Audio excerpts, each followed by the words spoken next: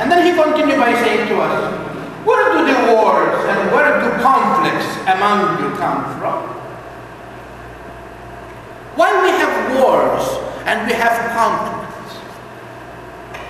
How many times, in the same family, there is so many conflicts. There is so much, division.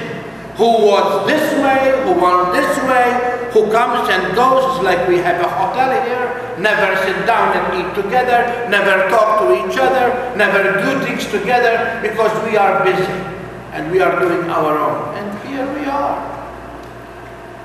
It is not from your passion that makes war within your members. It's those passions we have within us, the passion of jealousy, of evil, all those things that really are not very nice, that really bring division among our members. You covet, but you don't possess. You wish to have, but you will never have.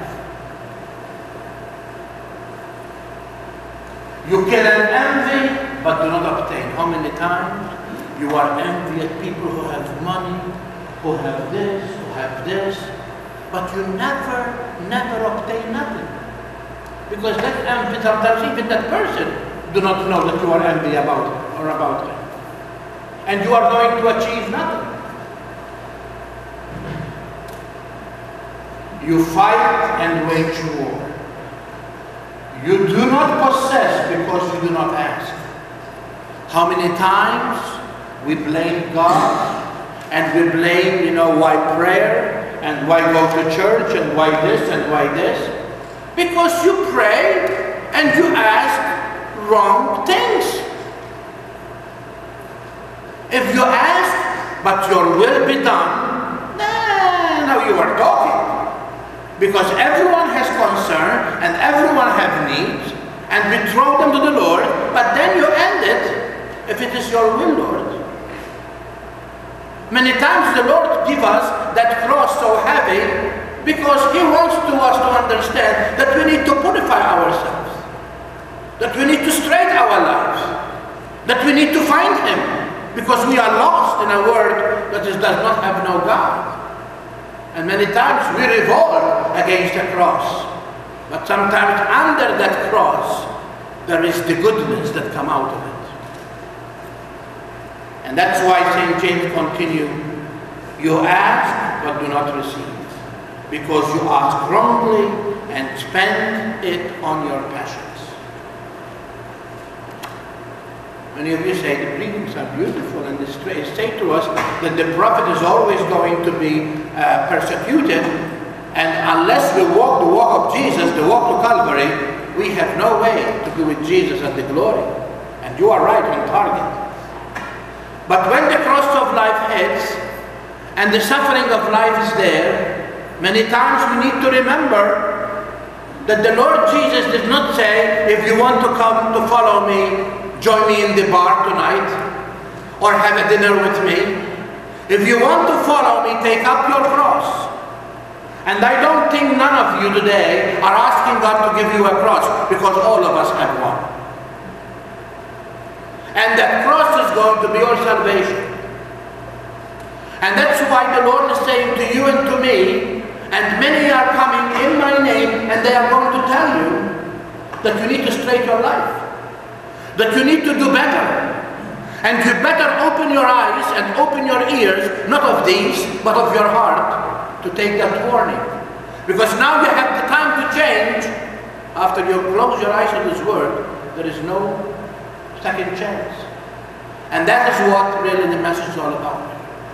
And we have to be very careful that our life will not spend that foolishly. Jealousy, angry, fighting, conflict. How many times we see it? We see it in the family today. Many people today, because they don't agree or they don't suit each other, they want to live separate ways. And poor children are bouncing every weekend from one person to another. And then of course, we have to find somebody else in our life, so we complicate the situation and make those children, and we traumatize them. Today, the church is asking us to pray. To pray for catechist. Catechist is a person chosen to teach the faith, to teach catechism, to teach the way of life. And those men and women who really offer themselves to teach, they are there to really help us, we as parents, to bring the faith alive in the lives of our children. But remember that the first parents or the first teachers of the education of the children is the parents. How many times, I speak it from my experience and I'm not going to go there, I go here. We used to have 70 or more children in our confraternity. They come to CCD because many of them are afraid not to receive the sacraments, and then you see them parked behind the church because we let go from there. And in the car they go, and nothing about church and nothing about faith. What are we building? This is the church of tomorrow? I don't think so. And you know what? Your parents, your children are longing to know, because every child has that desire within him. They want to know. And I speak from my own experience. I spent 30 years, almost 30 years in the priesthood. And I was in charge of CCD, whether it's in St. Jude, whether it is Mary Magdalene, and here I help a little bit. And I saw one thing in common, that our children want to love God. But we are refusing them to love Him because we are not bringing them. Our children are full of love for God, and they want to know their faith. But we are not allowing them to come to know the faith.